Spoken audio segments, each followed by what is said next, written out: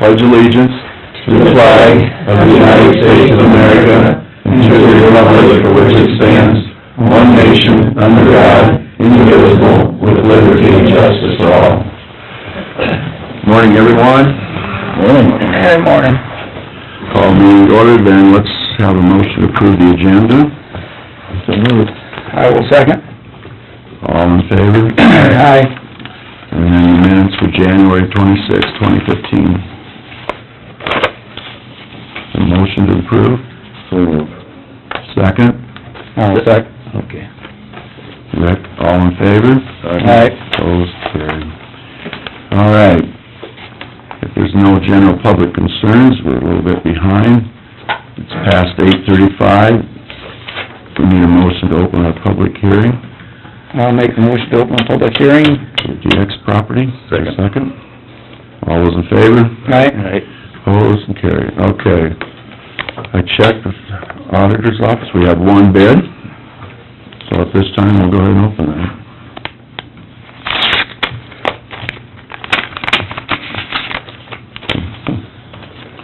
Looks like it's from McPeak's. Okay, to the Humboldt County Supervisors, I would like to place a bid for the Laverne property, the old DX station. The price I would like to propose is $500. Kevin McPeak. So, that is our bid. Comments from the public?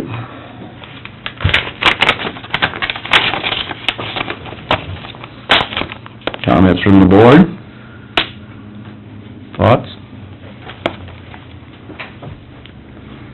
We only got one bid. Well, that's one bid more than zero, I guess. Yeah.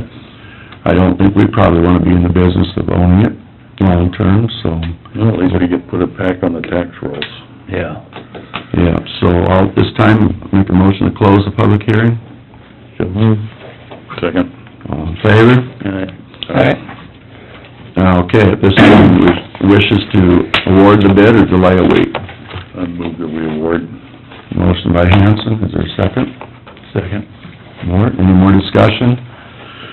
Seeing none, all in favor, say aye. Aye. All right, the bid goes to McPeak Trenching for $500. Okay, you want to do McPeak Trenching, Kevin?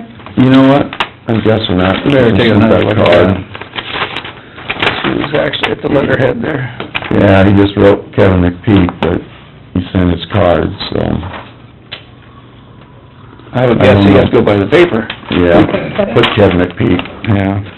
and if he wants it written up for trenching, he'll check the card. All right.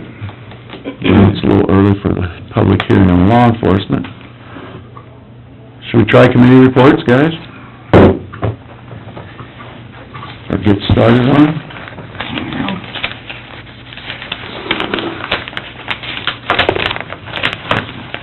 Can't remember what I did, but I gotta look it up. I put him on the spot. I'll go ahead and just give mine quick. Really, the only one that I really wanted to talk about was on, I'm sorry, Peggy, what's your date? January 28th, Wednesday, 10 a.m. I was in Waterloo for a CSS meeting. Went over our budget and the changes and the reassignment of, there's different positions that they're trying to fill and reassign people to, and several of those positions aren't gonna be a large salary increase, they're just gonna be switching them over in titles. They're kind of doing some of these jobs anyway, descriptions, so we kind of cleaned that up a little bit. We talked about the 3718% per capital levy, and by using that for FY16, that's gonna bring all but two of the counties paying that aren't being subsidized, so that's kind of where this is going, which this, even though we lowered that, rate's coming down, it's gonna bring everybody kind of in line. There's only gonna be two counties left that, aren't charging enough, so that's a good thing, I believe. I guess there was nothing out of the ordinary. We went through the budget and took a little time through this, and there's a building in Waterloo that they're thinking about remodeling to handle detention and the triage and this training center and subacute treatment, so. I know they're really working hard to make this thing work, and I think if this program works and the way they're set this up, I think down the road it's gonna help the sheriff's department a lot, because it should be a way to get connections, to get people a little quicker, to get things moving quicker, instead of putting them into the hospitals, or trying to find a place, or not having a place, or leaving them in jail, so. That's the goal, and we'll see how it comes out, so that's all I wanna talk about, I guess. All right, Thursday at noon, I had the compensation board. I sat up here to represent the board of supervisors. It was a good thing to sit through and listen to, different issues from different departments of the courthouse, and sheriff, and county attorney, and, it was very informational, so that's all I had. See, Friday, had, Citizens Advisory in Cherokee.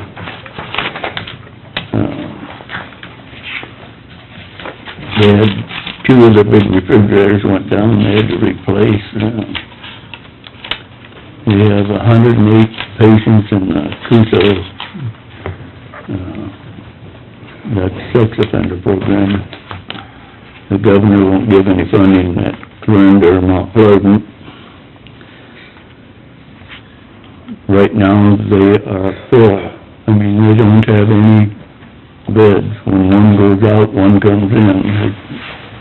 They've got another wing to open, but the government won't give them any money to open the wing. They're the ones that tell you when they can hire and when you can't. They said they had 10 calls already that morning of the meeting that Friday for people to come in, but they can't get them in. Let's see, they had flu going around through the staff, so the teachers and, they have teachers hired right there that work right there, and they got flu going around in there, so they're having a heck of a time, I guess, but, they have school for 12 months a year. I mean, they school all year long in there. I guess that was about all I had, other than, I got word from, juvenile detention that Emmett County wants to join, so I'll know more on when we have our next meeting over there.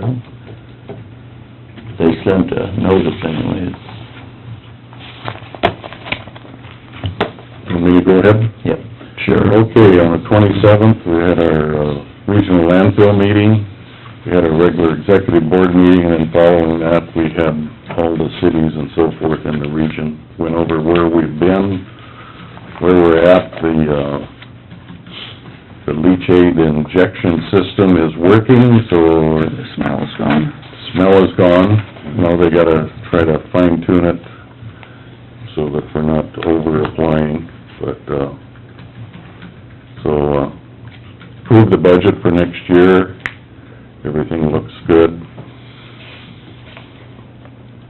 Nothing really too exciting there, and, then kinda got an update on the legal system, which we're still negotiating with the Attorney General and so forth on, so have to see how that plays out. And then Thursday, morning, we had our IDDA meeting, and, it's kinda interesting. There's the drainage districts that's being sued by the Des Moines Water Works. IDDA is gonna be kind of the three counties wanna get together and hire a law firm, and we'll kinda be a supplemental assistant type thing, and, see where this, yeah. So, have to see how that plays out. Had our new board members there, Ed Noonan and Scott Jacobson. So, things are progressing along there. And then, Where was the drainage district meeting at? Pocahontas. And then, Wednesday evening, we had our Midas meeting at Fort Dodge. Nothing too exciting there, it's pretty normal, so that's all I had.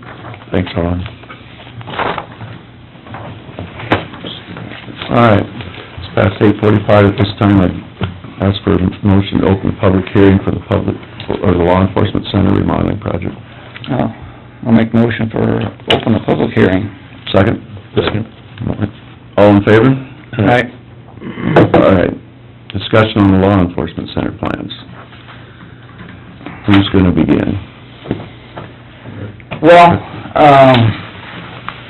we have a kind of a preliminary drawing of the floor plan, and I guess we do have this here too, of a 3D of what the outward appearance will look like. If someone would like a copy of that, we have copies.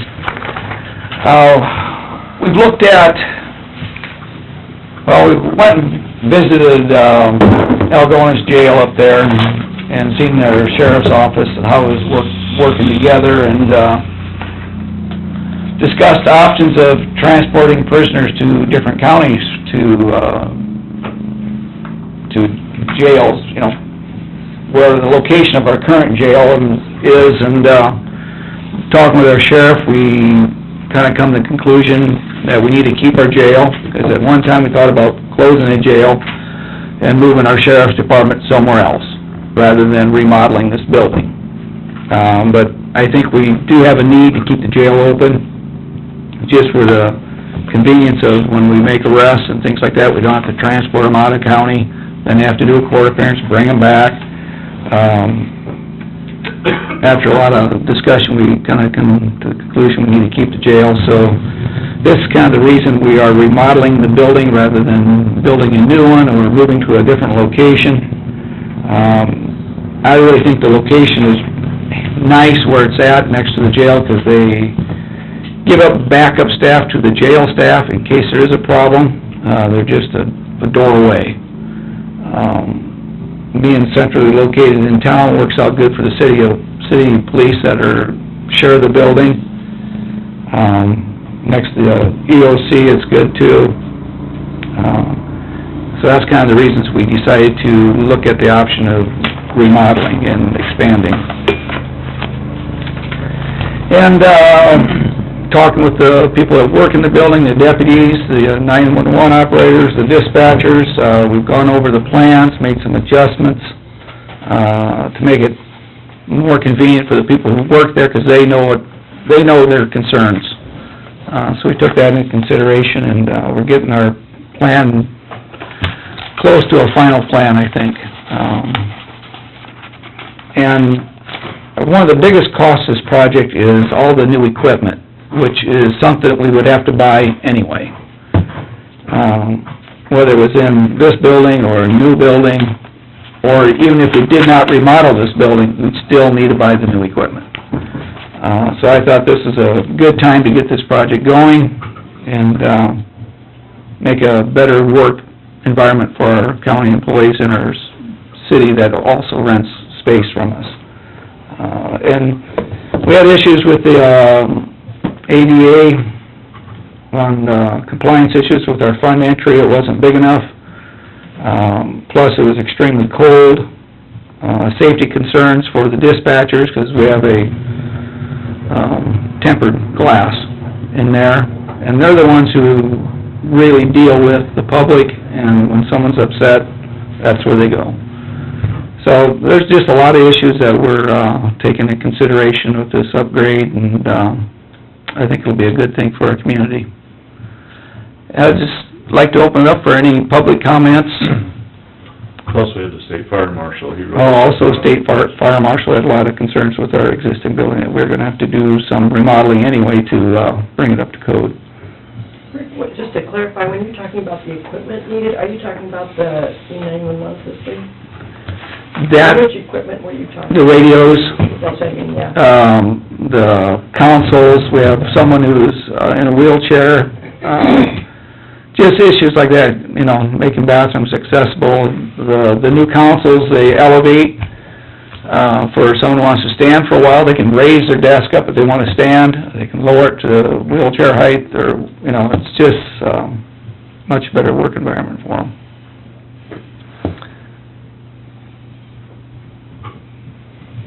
I think one key item for me is that if there's that much equipment that needs to be done, it's probably important that we go ahead and do the remodeling at the same time. I think the biggest mistake would be if we had to buy the equipment, put it in the old building, and then 10 years later, we decide we need to redo the building again, so. It's probably, even though it's coming at the same time as a double cost, there hasn't been a lot done, Rick, has there, probably in the last 30 years, and that. No. It's a building we've worked out of for 30 years, I'm assuming, so. Yeah. We've just cosmetically made it decent, you know, look nice and everything, that's about it. And we know from the courthouse, anytime you do electronic computer change work, the wiring, the rerouting of everything, you don't wanna have to do that twice, so. No, absolutely not. That's kinda how we have to consider this, kind of a double project, I guess.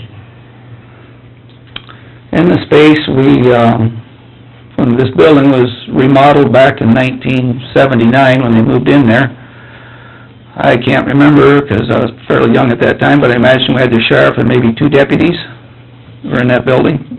Probably back then, yes, it's pretty close, yes.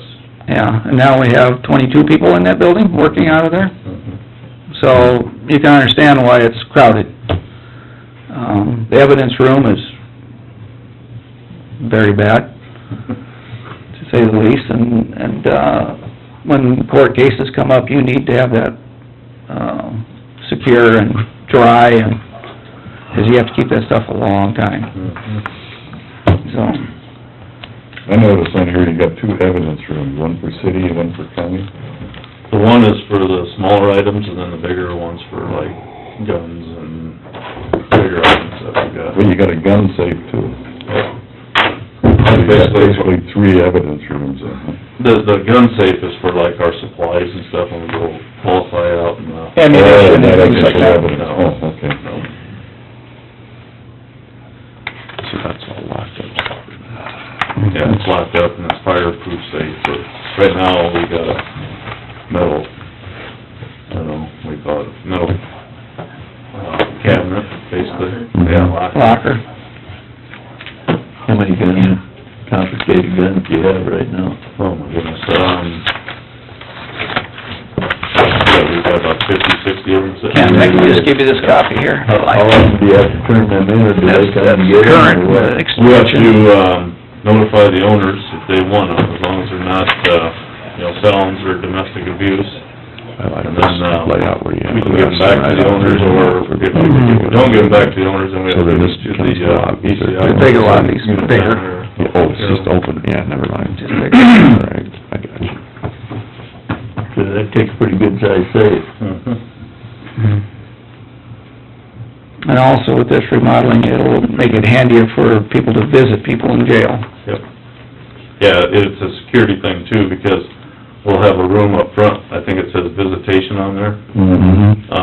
The people that come to visit the inmates, instead of walking all the way through the law enforcement center like they do now, past, my civil deputy, my office, chief deputy, police department, and then when they go in the back now, back by the jail office is where the deputies actually have their one office for 7 deputies back there. And, they walk past all of us. I mean, if somebody, really wanted to, I mean, they could,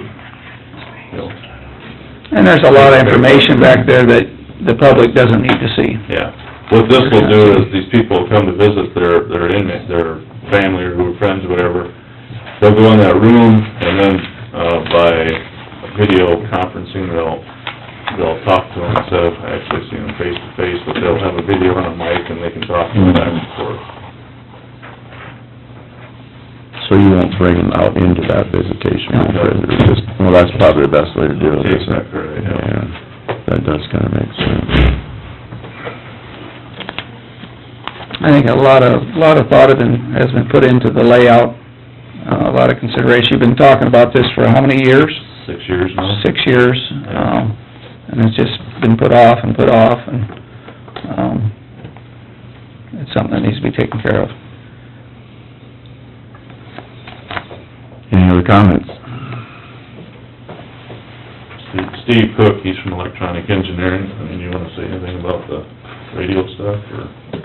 Well, basically, the upgrading would be to make it compliant with the new federal and state, rules for interoperability that we've all probably heard way too much about, but, in the case of a disaster or, situation where all of the PSAPs, the law enforcement centers could be literally hooked together, so if Humboldt can't operate, maybe another county could do it for them.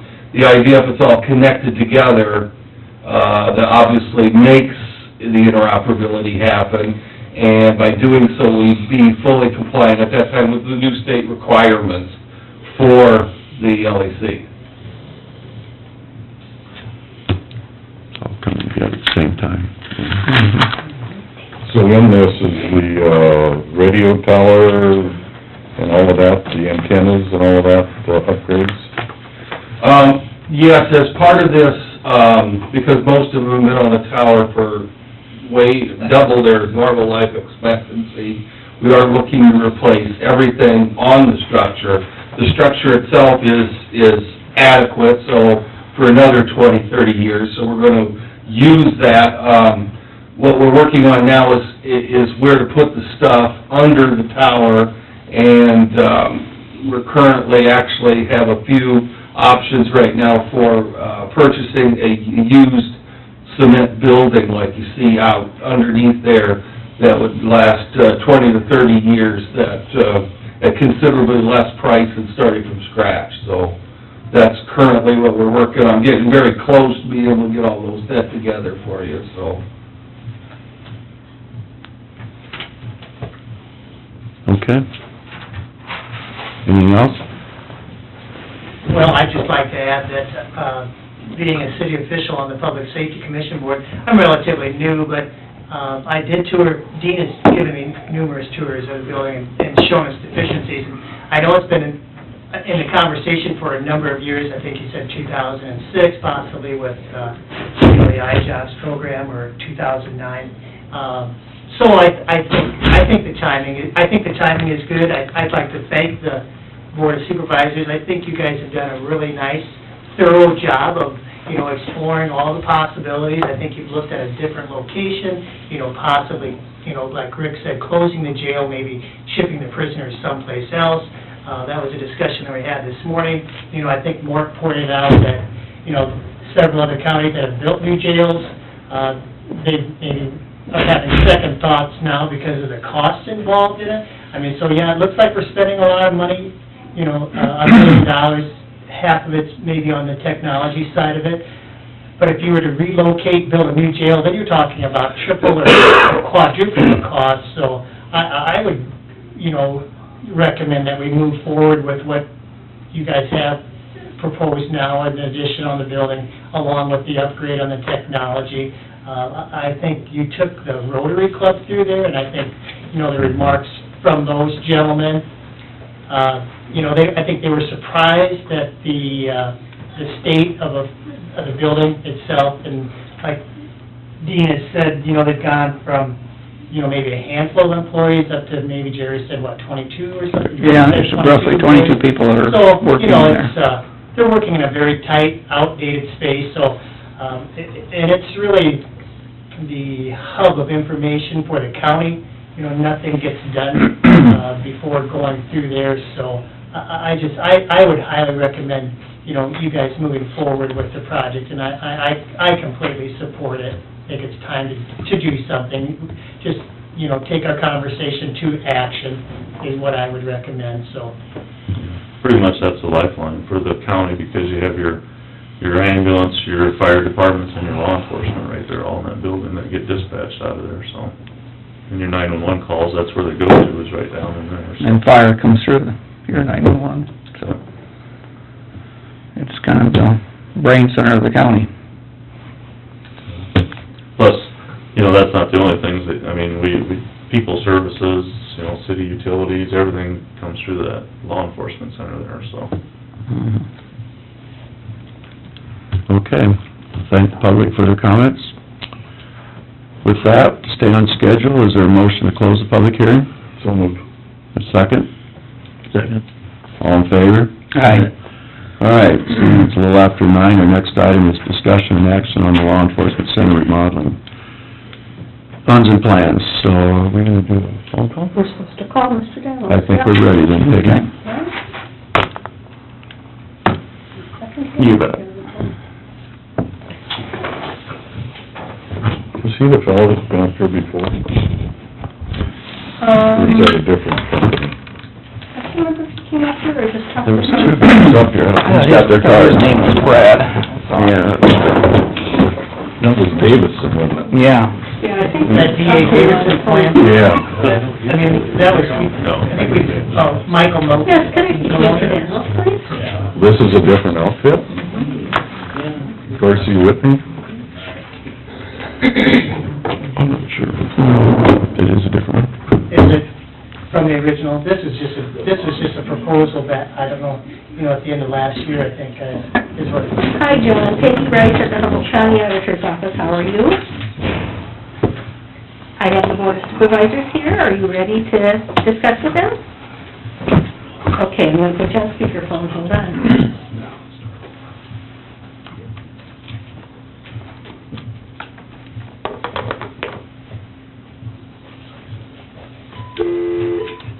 Can you hear us? I can hear you. Okay. Morning, John. Good morning. We're just getting ready for discussion on our next steps. We'll let you start, I guess. Well, did you get any snow? Plenty.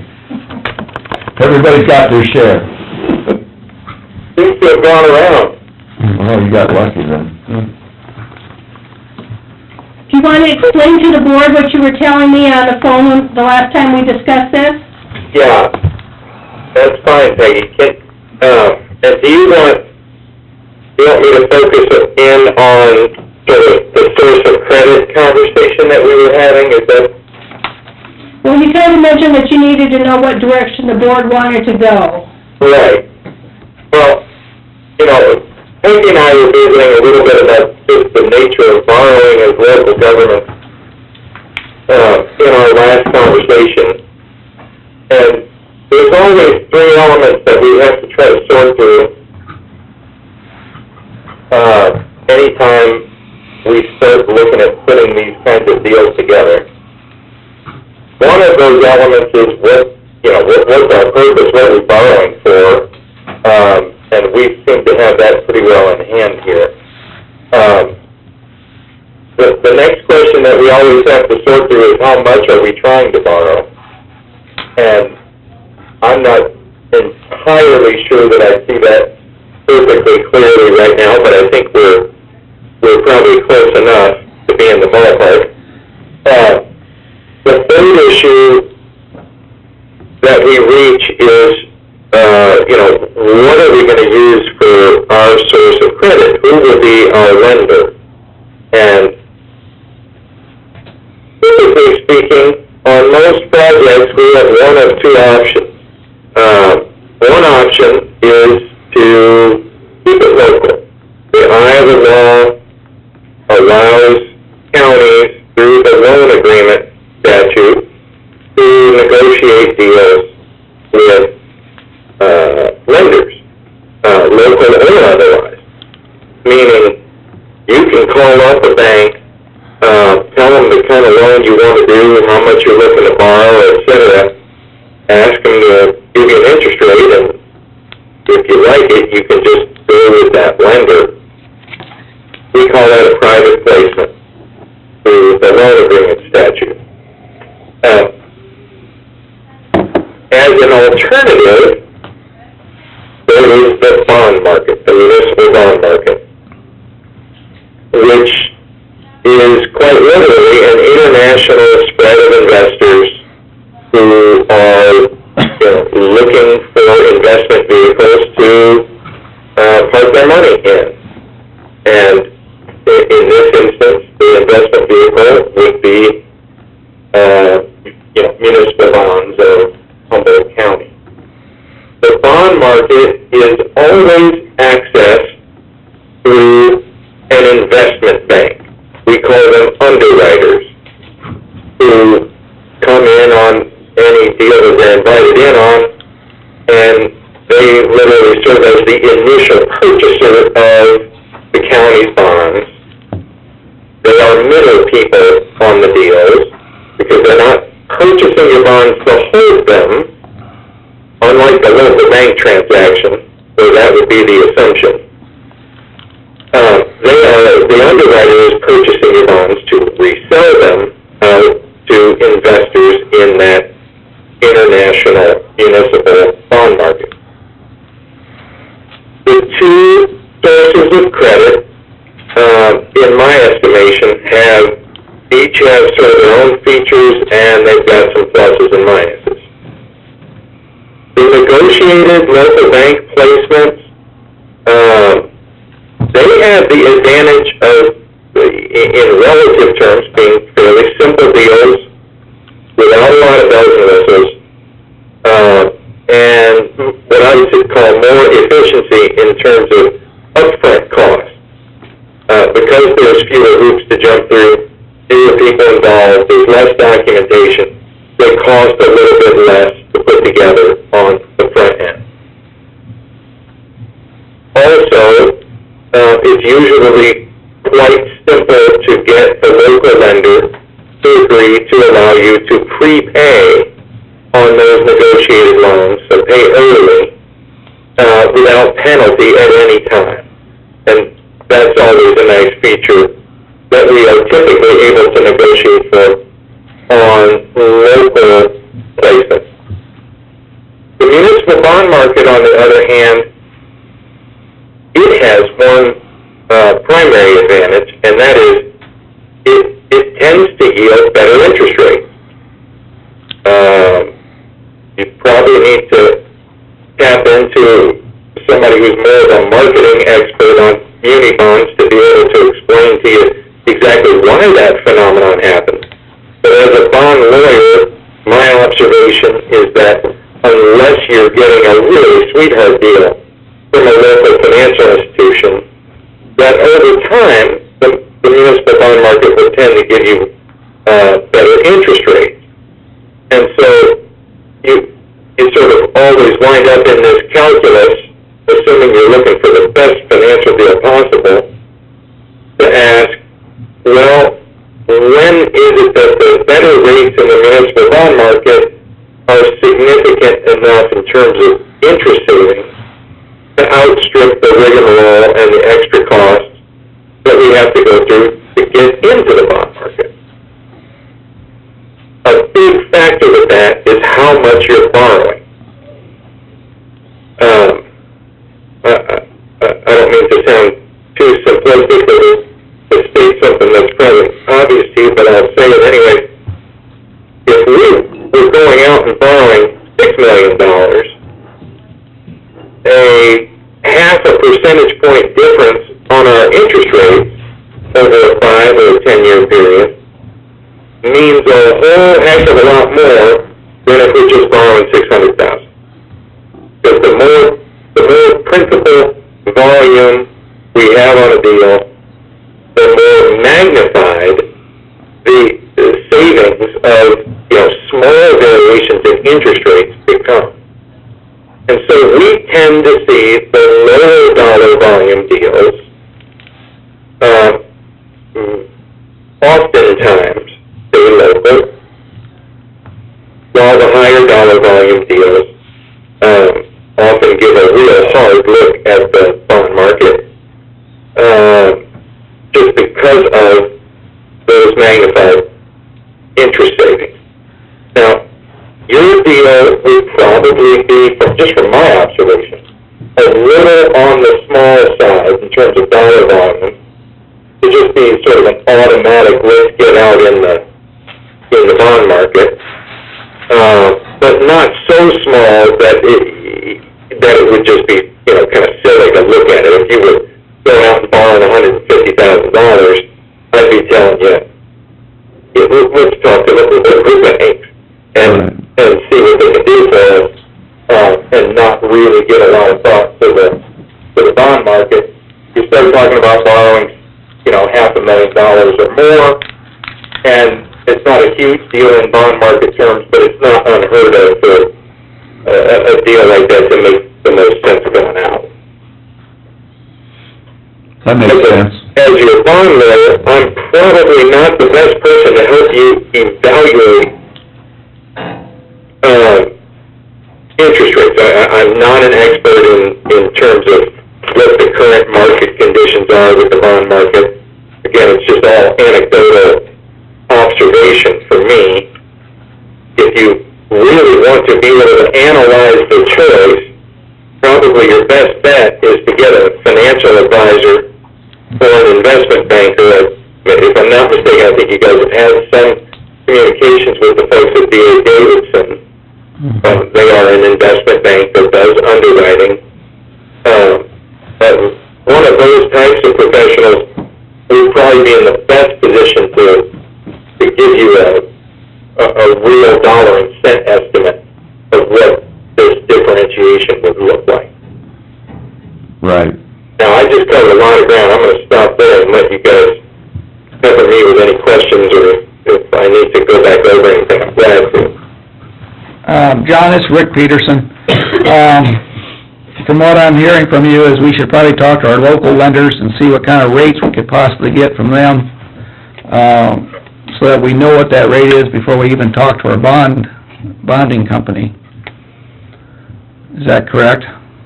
You certainly could do that. Some folks will have the financial professionals invest their time in kind of shopping it around and doing a comparison. Either way is okay. What about... Either way is okay. And sometimes, if you feel like you need it, sometimes these folks, for example, at D.A. Davidson, I've got a couple of deals right now where they've come in and they've said, okay, you need to borrow $600,000.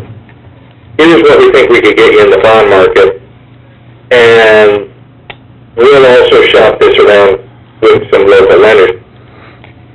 And where it makes sense, D.A. Davidson is serving as more of a broker and a placement agent, getting those deals placed with local banks and helping to advise on the structuring and how long do you want to take to repay it, whether that due to your levy rate, etc.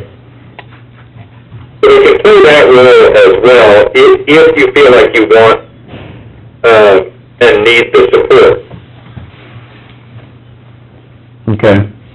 Asking about the upfront cost, the difference from, we thought like a bank is simple. What is typically the upfront cost on Did you hear that question at all? I think I did. I think the question was with respect to differentiation and upfront costs. That's correct. Well, and please don't take this as science. I can certainly speak to our legal fees, and what the difference is typically going to be there. I'm just going to make up some facts, okay? Let's pretend you wind up borrowing $600,000, and we're doing a general obligation to get that done. If we just had a negotiated local bank transaction, $600,000 deal, my fees are probably going to be around $6,500 at the most. Take that same deal out into the market, and this is going to be language you may not understand, but forgive me. If we're involved with drafting the securities-related disclosure documents, we're probably at more like $10,000 or $12,000. So, if that gives you some sense of the differentiation on our end. But the bond market is also going to require a few other bells and whistles that have to go along with it. You'd likely have a bank that would serve as your registrar and paying agent to help the county keep track of who the bondholders are. That's typical. And, that's likely to have, I think, around a $500 fee associated with it up front. And there's actually a maintenance fee with those folks while the bonds are outstanding. Maybe, I'm not remembering exactly, but something to the tune of about $250 a year kind of thing. You wouldn't be doing a rated deal. You wouldn't be getting a bond rating, excuse me, on a deal of this magnitude. It's just not big enough. So you're not going to have that expense. And then, of course, you will pay a fee to the the underwriters. It's called an underwriter's discount. Meaning, they'll purchase your bonds probably at face value, or something slightly less than face value, forgive me, and then they'll resell the bonds to the bond market at face value. So that's how the middle people, the underwriters, make their money. That's probably, roughly speaking, about a 1%. A 1% cost to you. So maybe $6,000 on a $600,000 deal. Okay, So, I mean, there are costs. right. On the other hand, the interest rates right now out in the bond market are pretty fantastic. How long are we thinking again to take to repay this? Well, we were, for sure, 10 years, maybe 20. Okay, good. And I would urge you, if it's possible, to think about finding a way to make it closer to 10 as opposed to 20. My guess would be if you wind up going to a local bank and asking them to do a 20-year deal, that they'll probably say, we can do that for you, but we need an adjustable interest rate after 5 or 10 years. Because the local banks, and again, this assumes that they're not just trying to be really good citizens and give the county just a sweetheart deal. If they're kind of going with their market conditions, they'll probably tell you they can lock in an interest rate for you over the first 5 years, maybe the first 10 in terms of a fixed rate.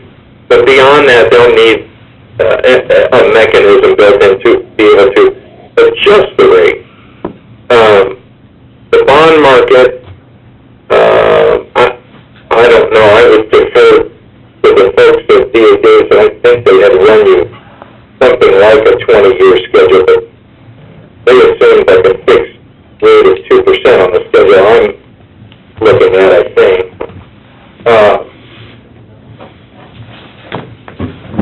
If you can keep it closer to 10 years, you're more likely with the local banks, I think, to be able to just get a fixed rate advised by today's, favorable interest rate environment. Who knows where rates will be 10 years from now. Right, okay, that helps.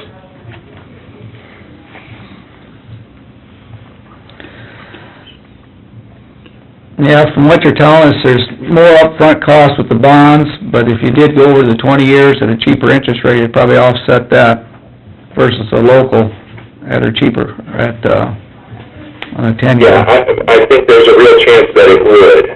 And again, if you're intent on making your decision,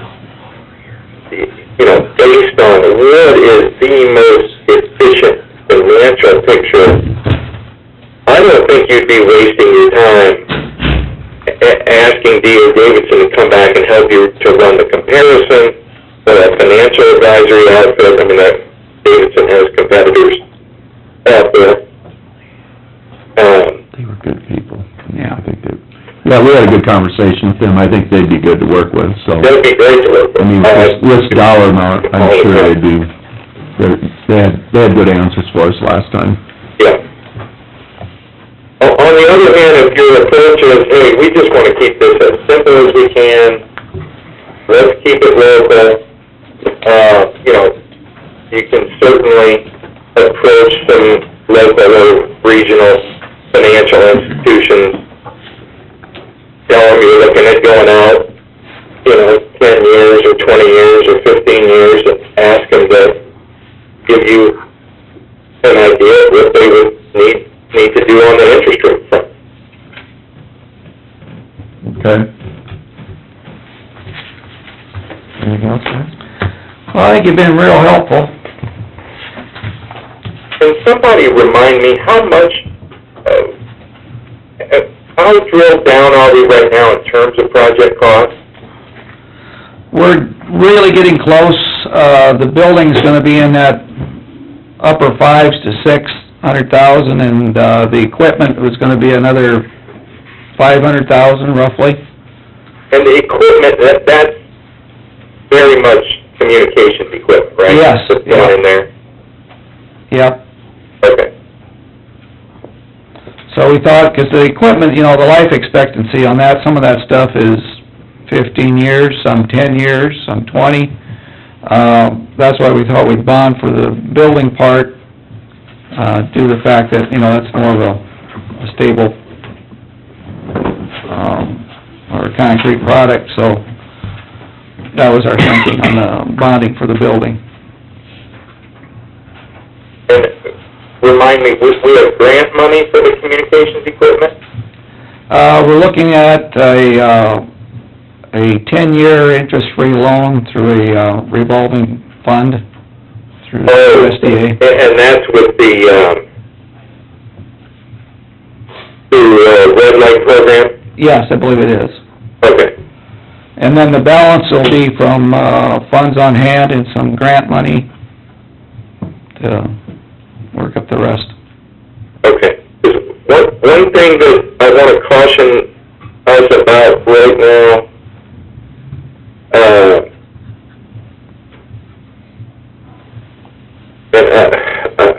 forgive me, but I'm going to show my bias here a little bit.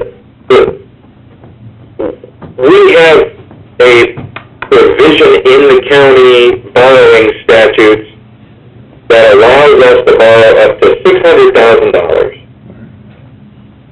for county buildings with just by holding a public hearing on the general obligation debt. Right. Yep. We're aware of that, yep. That same provision, that it doesn't just limit us to $600,000 on our borrowing, it says $600,000 on, on the project cost. Meaning, if we're doing a county building, and it's gonna cost $800,000, and we're only borrowing for half of it, we still have to go to the full referendum. We don't get to avail ourselves of this public hearing option. My preference on behalf of counties when they do borrow would be that the legislature adjust this thing to make the focus be on how much are we borrowing. It doesn't seem to make a lot of sense to me if you're paying cash for $750,000 of any $800,000 building, but you can't hold a hearing on $50,000 of GO debt and get your building done. But that's not the way the law is currently written. We're capped at the $600,000. And so I want to urge you folks, as you think about how much you're borrowing and how much cash you're using, etc., we need to try as best we can to keep costs allocated to the physical plant of that building at $600,000 or less. So if the equipment's separated out and funded separately, that's not a problem, but the building itself... And I think, as you folks talked about that on the public record, I think you need to try to make it, deal with it as two separate issues. On the one hand, you've got the construction of this building. On the other, you've got your equipment acquisition for the E911 communication team. Okay.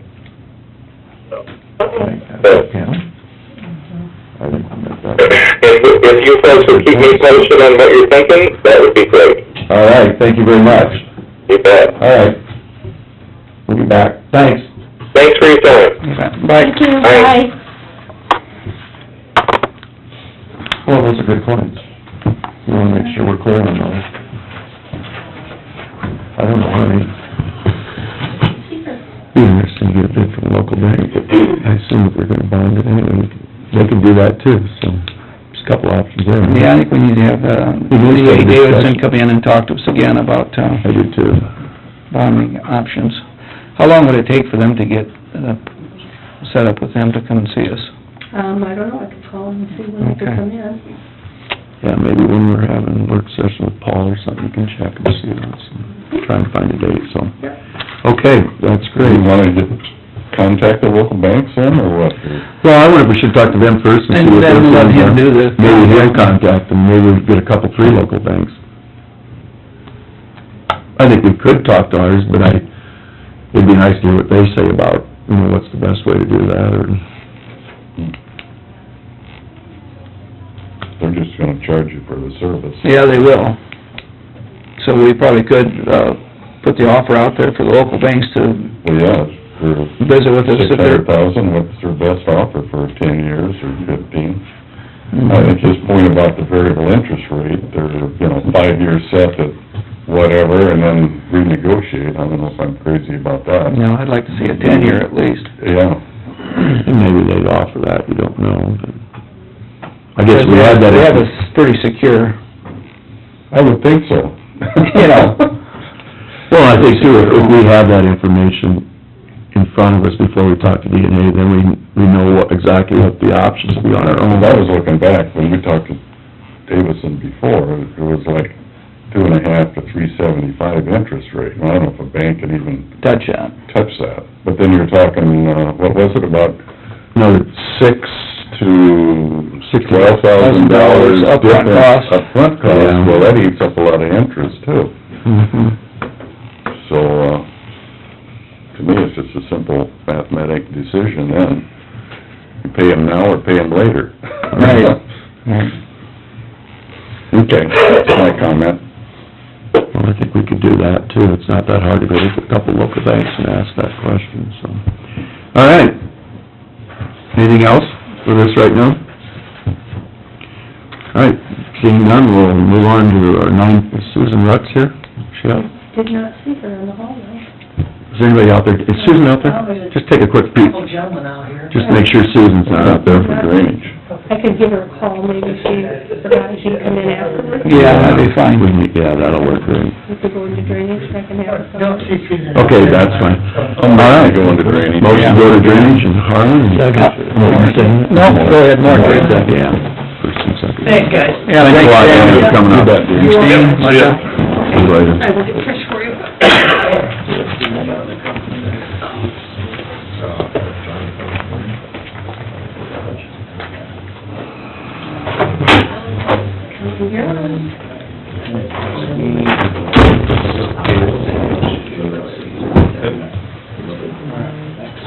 Well, you learn a little more the more you talk to them, you kind of Yeah. clarified a few things that we had to talk We about. borrowed all that money for detention, so we just went to the local bank right there in Eldora. Where's the amount that you borrowed at the time? We put it out for a whole bunch of different banks, but they weren't good at rating any of the rest of them. And I think at that time it was 4.5%, something like that. Do you remember the amount though that you borrowed?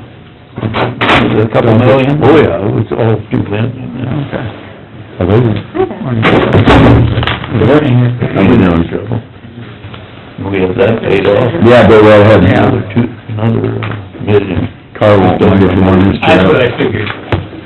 Okay, this morning we've got a discussion with landowner in regard to a proposed pond. Rick, we'll let you start, I guess. Okay, we've gone through the rebidding process. In the second bid, we did not have a sediment basin. The sediment basin was put in there basically to try and help an existing problem. Our project is not gonna add sediment to the issue. Now, since then, there's been some concern by the landowner to the north, Mark, and concerning the pond and how fast it might silt in. After talking to people more about this, what I'm thinking we should do, and this would be good to do anytime, is silt fence in the road ditch, silt fence along the property line, get things stopped. We'll use that as, we don't want our project to be contributing any more silt. That would guarantee that we don't. We'll get it trapped. Now, I'd like to do something more permanent than that at the end of the project. And what, oh shoot, these got all stapled together. Way to go. No, that's something. They're coming loose. Oh, it's just the state short, okay. Okay, this one. Rock checks, they're called, they're basically,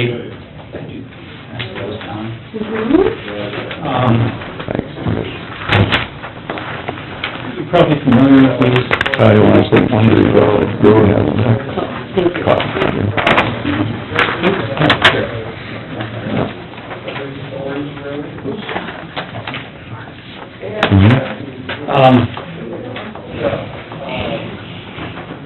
The best situation is for the landowner to the south to do something about this himself. The issue was mentioned at one time, and he was rather short with me telling me that he had terraces and things to stop the erosion coming off. It doesn't take much in the field to see that there's erosion happening. And Mark has witnessed this for years. Yeah. I mean, there's a lot of debris going down that. Yeah.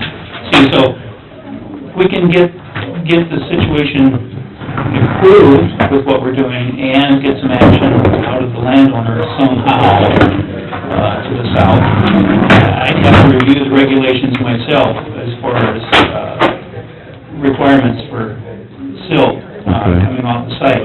Now, this is all becoming a huge issue, as you're all aware, you've been to meetings. Bill Northey had meetings in regards to runoff and phosphorus. I mean, the amount of sediment that comes off of there is contributing greatly. And that may be the approach we have to follow, is clean water and, let's see, nutrient reduction strategy. We may have to enlist some help there to get some of this stopped.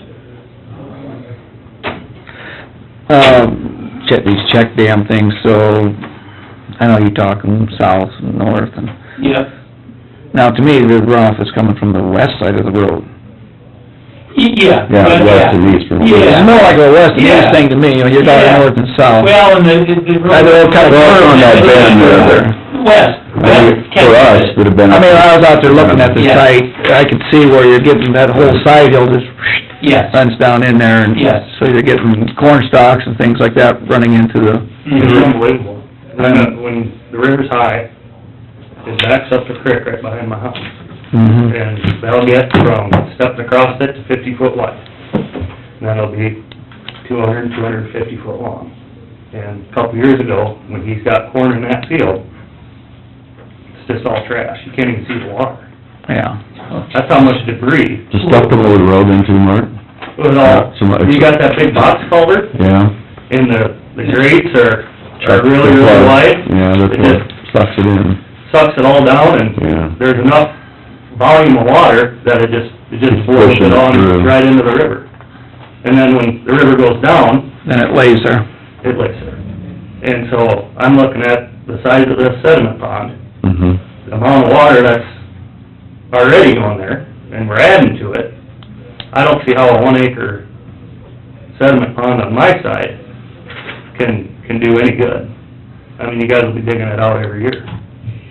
Well, that's where we have to do some of these other things. I mean, we need to. And like I say, nutrient reduction strategy, work with IDDA, see what we can come up with. We're at the early stages of that. You know, they've been pushing that for a couple of years now, and there's been money allocated. So do you think these steps on the west side are enough then? I think it'll make a drastic difference. I mean, we need, at a minimum, we need to do this if we can get cooperation. We may need to do something permanent around that open top structure. Well, that's what I was wondering, just the silt fence, is there something you can do a little more permanent? Yes, I think we need to do something more permanent, and it's probably gonna need to be cleaned off a couple times a year. It's gonna be in secondary roads right away, so whether there'll be some discussion there on whether the... That's where the worst erosion is, I mean, even though it's in our secondary road. Yeah. The erosion is really evident right down in that ditch. Yes, yes it is. Yes, it is. Can you clarify something for me? This pond we're talking about on the, you say east or north, Yes. is it gonna be actually a pond, or is it just something to hold water when we have heavy rain? It'll be permanent water, and then it has several feet of range where it can fill and then go down gradually again to take some of the surge off. This one's not designed specifically for silt, but it will stop silt. It's more to take the surge off. Surge of the water off. Yeah, of the water, because right now, I understand it just really goes Yeah, crazy down there. I mean, my opinion, it's not big enough. That's what I was wondering. And when to get dug out, at what level? Well, my concerns are when I hear ponds and surges, they have a tendency to overflow, and then they take the dam out. Right. When that's... Especially when you get a lot of trash, because then it plugs the overflow pipe, and then... That's where we'll need to have something around that inlet of this pond to keep the trash far enough out that will take the water and not plug. But will this have like a, I can't think what they call them when the pond overflows, so it doesn't... Emergency overflow? Yeah, will that be built into that? We don't have one designed into it, we have higher up, another intake. That'll take water. It'll take water. That's how you would do it? Yeah, that's how we've got it now. Now, we can add emergency overflow very easily. I mean, just some shaping, some engineering fabric, riprap, and with the debris we're talking about, maybe that'd be a worthwhile thing to do, just because I'd hate to have it just washed out. Yeah, 'cause you know what happens with debris, it plugs the pipe and then Yeah. gets water. That's where we wanna stop all the debris we can on the west side of the road. Because there shouldn't be a whole lot of debris coming out of the pipe. If you stop it on the west side of the road, is it in a road ditch? Yeah. It's farmed right up to the top. It's farmed right up to the edge of the grade, pretty much. It's not really much of a ditch, it's just... No. Well, we'd have to go back and establish our right That's of right, way. and you'd have 80 feet of right of way there. That happens to be a road that... It is? According to our charts that we got from the secondary road. So, I mean, we have Well, that 40 would make a feet on difference. each side of center line? Yeah, Oh, okay. so That'd give- that should be checked. Well, it would have to because- be, Yeah, because you're gonna go back to your... So would a ditch clean out there, or anything be appropriate, or? It's more of a gouging already, Harlan, you know, the water's coming into that ditch and it's cutting grooves into the ditch. It's not that it's not clean, it's that it's cutting silt out of the ditch and taking it under the road through the We're getting pond. just a lot of water off a big side hill. yeah. Now you're gonna be mixing that water with all the water that you're draining through your Yeah. primary. But Yeah. typically, there shouldn't be much trash coming out of this, the tile, the new tile. No. Little or none. But We're there's creating a lot of water. A whole lot of water coming Yeah. through that drainage shed, through that... Will the function of the tile system reduce some of the runoff too, or will that basically be about the same Minor amount? effect, because so much of it's Minor. off that side hill, fast water. It's all quick and Yeah, dirty. further up the line, yes, we'll pick up some that probably gets there. So by putting this pond on the other side, will that in any way slow down the water wanting to get through there? I mean, you say it'll go above and, overflow, but are we restricting that in any sense, though, by having the pond first? Or once that pond fills quickly, it just goes to its natural flow again? We sized it based on the runoff, as Okay, far as how fast it fills in a rain event, and then it will come back down. So, the idea is mostly surge. Now, silt-wise, probably no matter what we do on the south or west side, we'll get some. The advantage of having this as a drainage district pond, is that falls under the Iowa drainage law, and any landowner can file a petition for cleaning it out. So, and the trustees are obligated to maintain it right, for the district. So, you have some fallback, Yeah, it would be better for Mark to have the drainage district own it than to Mark to own it and Yeah. have to maintain it. yeah, make it part of the drainage district. Project. Yes. Now, in line with that, I did rough up, I had done this a while back, rough up an appraisal report, which is how the right-of-way is handled on a drainage district project. and I need to get through this with the appraisers and get something that's submitted officially, so you have that on record. For the pond and room around it for access, it's gonna take 1.83 acres, is what we figured. Now, I allowed, in this preliminary report, I allowed 8,000 an acre, so there would be payment of between $14,000 and $15,000 for that right-of-way, if the appraisers agree with what I've got on paper here. Now, and to me, this ground is right at the end of the system. I don't know if there'll be any benefit assigned to the Dickey property. If there is, it'd be very little, I would think. If there was, the commissioners in classification looked at this as some benefit because we're taking surge off, there could be a small assessment, but I don't have any idea what that number would be at this point, because we have to classify this district to come up with that. So how far would you have to go with the outlet pipe or the tile to bypass all of this? Boy, Mark, it's a long ways, isn't it? Half mile? So it isn't an easy thing of just extending the pipe and get away from this pond and all of that then? No, it's at least a quarter mile. All of that. And you'd have to go with much bigger pipe because you're combining then the tile flow and the surface flow. No, I was just thinking the tile flow, just run that pipe all the way to pass this, so you're not contributing. I don't know the distances. I think, I think what we're getting into here, we got this ag well closure thing, which really has nothing to do with this trash problem that we have. Right. You're kinda mixing the two problems together. Yes. Door locked. It sounded like it might be, check that, Trish. Yeah, we're combining it. What we're trying to do is clean up. Yeah. We're trying to take care of as much of the problem as we can as part of the project, even though it isn't the project that's making the problem. Yeah, the project isn't making the We're not problem. adding debris, we're not adding silt, or it's so little. So the people on the south end are paying for a problem at the north end that really isn't their problem.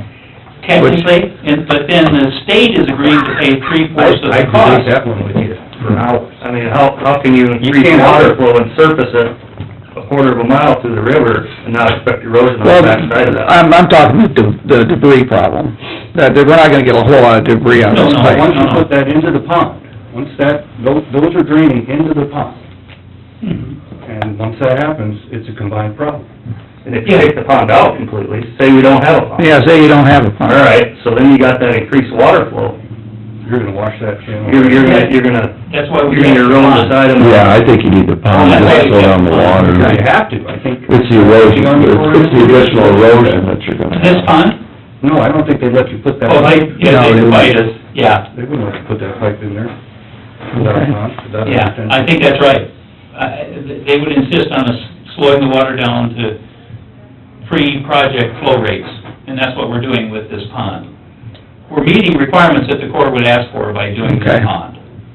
But we still have to handle the debris and silt, because it's... And the reason we have to handle debris and silt is now we're utilizing this pond, which is a new addition, so any silt stuff coming in there becomes more of a problem because we're changing the way it was originally going. So we're gonna have to address the problem, I mean, that's the bottom line. Yeah. And I think Harlan's point, it sounds good, but when we drive up through there, to get that water far enough down, it would take a lot of pipe to get it back away from this location down into the creek, so. And the elevation too, is it? Because you said the river comes back up in there? Yeah, backs up big time. So I think the key is then to find a way to help Mark out in his situation, but I think, his best option is to sell this to you for this project, and then you have rights to get it cleaned anytime you want, because you're gonna wanna have rights in the future. If you think it needs cleaning and the next guy doesn't, you still have the right. Yeah. All you have to do is sign up, this needs cleaning. That's part of it. Repairs and maintenance. As a landowner, even though there'll be little or no benefit, just partly because you'll have the right then, anytime you feel there's any kind of issue with the pond, to come in and get a work order filled out to get it taken care of. And nobody can stop that. Nobody can stop Because that. it's part of the drainage district. Yes. Okay, so there won't be any back pressure. When I notice there's 2 foot of silt in there, that it needs dug out. I guess we'd like to work with you on what's a reasonable depth. Yeah. Well, that's what I'm getting at. What is a reasonable depth? And you know, in my thoughts, the size of this thing, if it does silt in, and that water, say we got all that tile water, and then we got a 3-inch rain, you know, it's just gonna transfer through that pond as where it is right now, 'cause right now it's a narrow creek, it's about a foot wide. Yeah. That widens as it gets to the river. Right. See, so when that water blows through there, we're still gonna have an erosion problem on the back side of it. Back side of the dam on the pond. Well, I guess we should look at that outlet and see if there's some more we can do that to disperse the energy. You know, we do little things like... Once it comes out, you can put Yeah. rock behind it Yes. too. Or, in front of it, yeah. In front of it. And we do things like, even on aprons that outlets a pipe, we put blocks in there. You got your blocks designed into this one. Yeah, Right. Dissipate it. Right. You get there at high flows, you'll see water going all I over. mean, it's just like what we did down here in Dakota City, where we Yes. laid out a concrete pad and put in rocks into the concrete Yeah. to slow that down. Disperse the energy, And it yeah. does work. And we'll have to watch it. I mean, that's, I mean, that's something you could look at, maybe needs to be done right up front. yeah, and we can... When you're work that doing out the with construction. Contractor, no problem whatsoever. But Mark, to answer your question really on when does it get, if it was me looking at it, and the size of this pond, once that thing approaches 35 to 40% siltation, it needs to be cleaned out. I don't think it needs to be full of silt, and I don't, Right. but I don't think you clean it out after the first rainstorm, but I do think once it's, somebody can determine that it's 35% silted in that, because that's not gonna be that big a pond, Right, then you're losing your capacity of what Right. it's supposed to do. yeah. I mean, that's just what I would, if I was living there with mine, that's what I'd come to Rick and say, I think this needs cleaning out. What you're gonna lose is permanent water depth. Storage, so the holding pattern. We're slow it gonna, down. it's gonna be, we're gonna build it, and then we're gonna have an overflow here where the water goes in. And then this will be water, but then over time, silts will start filling in. So you lose your capacity. The capacity for storm is above that intake from there up. Right. So that won't have ever have silt in it, but you'll have way No, less but you'll water. have less to... So maybe 30% or I something. mean, that's, number. I don't think that's far. this pond? What? Oh, it's, Oh, God. I wanna say it's, I don't know if I can scale anything or not. 60 by 150. I don't know, maybe it's smaller than that. How wide? 60 by 100. 50 to 60 feet, but, and this isn't the scale, I don't think. Oh, it's a long reach or something. Yeah. There's a place for a long reach to sit there and... I've allowed space around it for a machine to sit, yes, That's good. in that 1.83 acres, yes. So then you'd haul the dirt away? Yes, yep. The landfill. It's actually, Well, you'd have to let it Yeah. drain off first, isn't it? Possibly. that's what we'll have to look at, is the best system to take care of that silt. I mean, and that's all can be done with the district. Yeah, we're gonna allow a way Just to... like you did on the creek there, you cleaned them and let the dirt stand, and then they come along and took it the next year. I'd Just say, about have to, because Yeah. how you gonna haul that and get it settled in the ground? Well, you never get it out of there. That's understandable. I'd say the surface of the water will be 75 feet by, almost, by 250 to 300 feet. Yeah, so it'd be pretty good sized, it's just, yeah, Well, Rick, I think you should continue to work with Mark on options or ideas, or, yeah. I mean, I do like the idea, put some up on the back, front side of there, you know, when it comes over there, so you don't get that erosion starting hard, because not only does that help him, it's gonna protect that structure, so that That's right. doesn't because that, there probably is gonna be a lot more water than what you realize coming through there. And we get down, so our pipe is, the new pipe we're adding is pretty flat, so it sounds enormous, but it's gonna be coming out and just kind of dropping, so it won't be like shooting out of a faucet or anything, but it's gonna be a lot of water, Yeah. no doubt. You get that many acres draining there. So how big a pipe is that at the end again? Thought it was 42. Depends on which coefficient, of course. Oh, yeah. This is 5. Either a 36 or 48 inch. Okay. Oh, that'd be the inch, 48 Yeah, would be the yeah. inch, okay. Yep. Okay.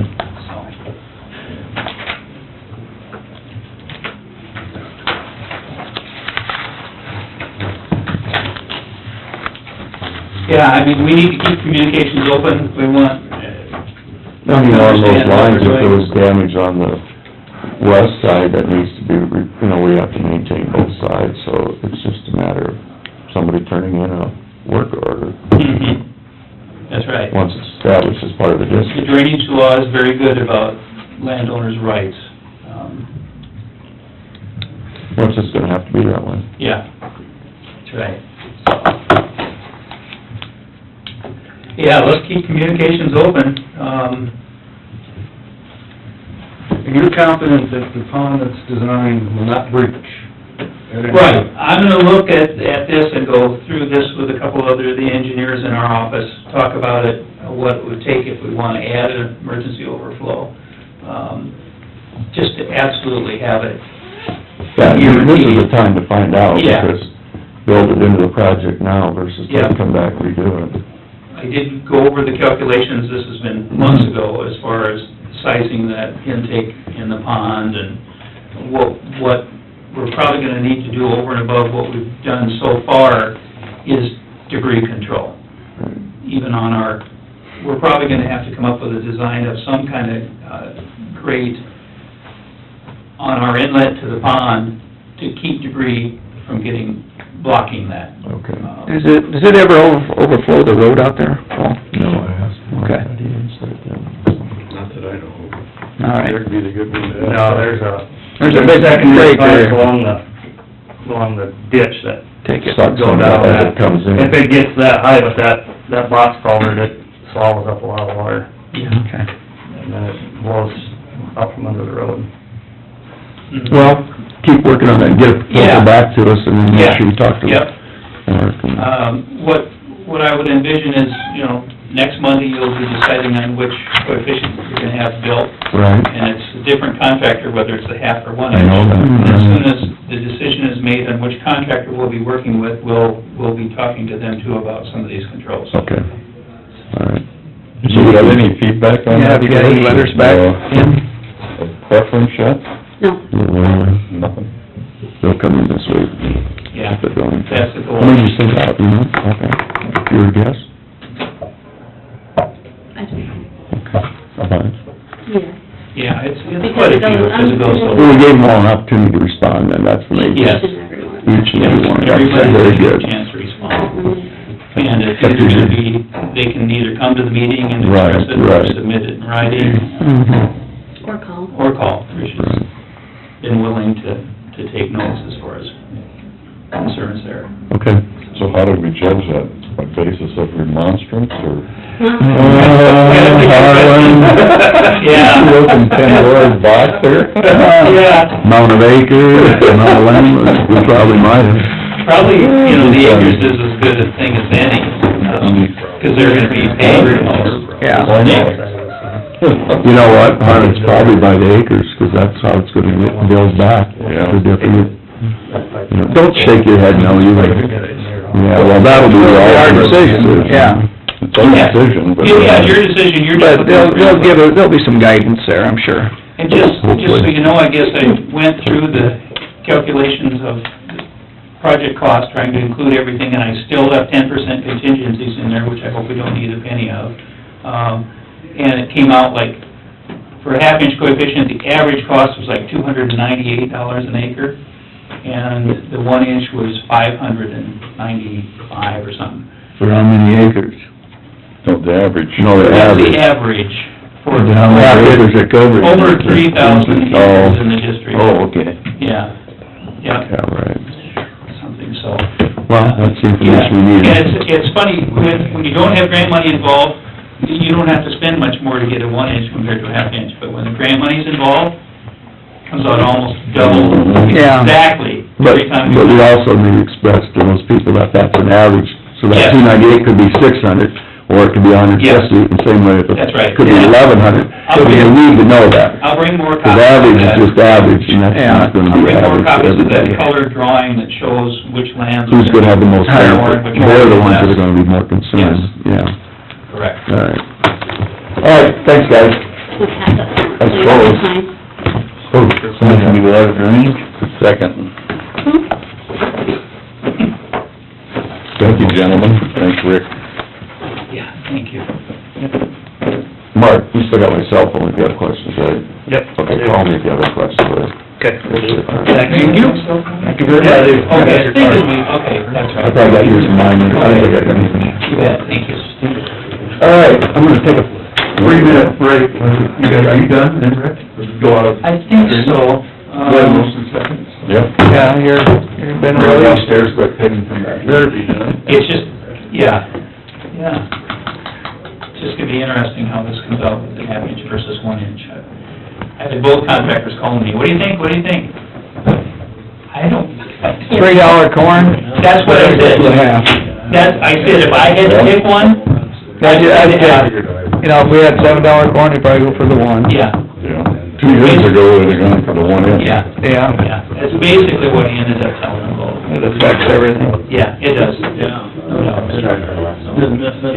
Thank you. I went in there, 'cause I blew everything out.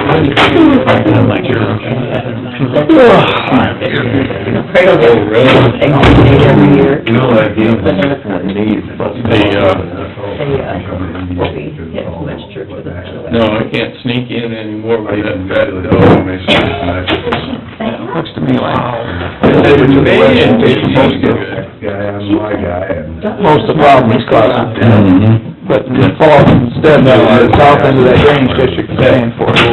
So I got by, and I cleaned last night about 6 o'clock. He put in some grass around that little parish that NATO go. solve a lot of it. I wanna move some snow and cattle yard yet, and line this, You can when I cleaned it up, own that laid down, when the wind laid down, and then they... Where this pond is going? No, where the field trail. We don't own it. Nate. Oh, I meant Nate, I said Vicky. Yeah, I have never looked at the plat map. I think Gary owns it, I remember. I don't know, but, I mean, that's where it comes from. It was a road in town. The commercials were terrible. I think they went on our road one yesterday. I seen him today. And I'd already seen that. Mine is, hit and miss, it's either snow or it's rock, and that makes it tough to blow. Yeah. I spread it out last night so I can get some snowpack on it, then it's easier to blow. We hate to those rocks right in the yard. should be. I blew more rock yesterday morning.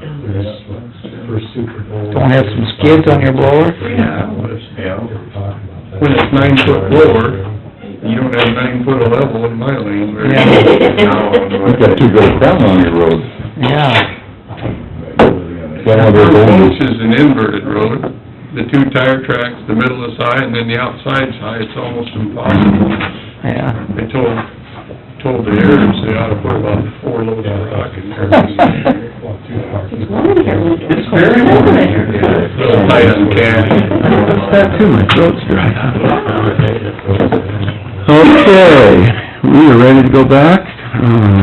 Corey, here to present some information on the compensation board. Where do you want me to do this? You can sit up here if you want, in Carl's chair, or here, either one. What we came up with last week, and I guess I'll let you guys go from there, but, the sheriff, we approved it up to 7%, attorney up to 7%, excuse me, and then the, auditor 5%, and the remaining offices, was 3%. One thing I would like to bring, Go ahead, Corey. one thing I would like to bring your attention to is that, you know, the sheriff and the attorney, I guess we looked at that competitive situation where they can move on to other positions, and maybe we were just a hair below what some of our competition was, so we approved 7% for them. Auditor, we approved 5%, because of the overtime situation that they get into with votes and whatnot. One thing that we did overlook though at the time, and that was brought to my attention after our meeting, was, the auditor's salary is her